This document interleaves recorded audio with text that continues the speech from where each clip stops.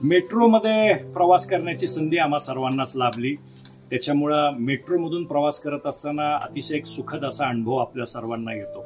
अतिशय गडबडीच्या वेळी सुद्धा, ज्यावेळी आपण पीक आवर असतात ट्रॅफिकचे, त्यावेळी सुद्धा मेट्रो तुम्हाला निश्चित तुमच्या गंतव्यस्थानी ठरलेल्या वेळेत घेऊन जाते। मेट्रोला कुठेही ट्रॅफिक जाम लागत नाही, कुठलाही उशीर तुम्हाला होत नाही आणि तुमच्या स्वतःच्या गाडीच्या पेट्रोलच्या दरापेक्षाही कमी भावांमध्ये तुम्ही पोहोचू शकता।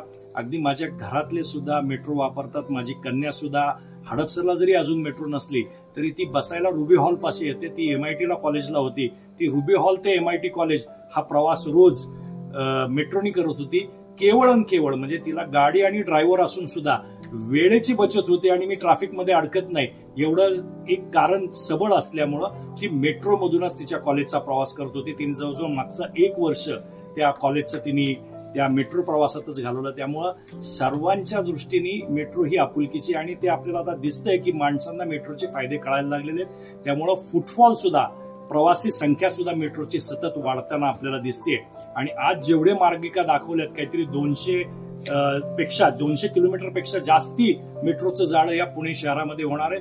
हे सगळं ज्यावेळी तयार होईल त्यावेळी लोक कदाचित स्वतःची गाडी बाहेर काढणं सुद्धा विसरतील। अगदी वातानुकूलित वातावरणामध्ये शांतपणे बाहेरचा कुठलाही आवाज गोंगाट न येता गप्पा मारत आपल्या प्रियजनांशी हा प्रवास होतोय।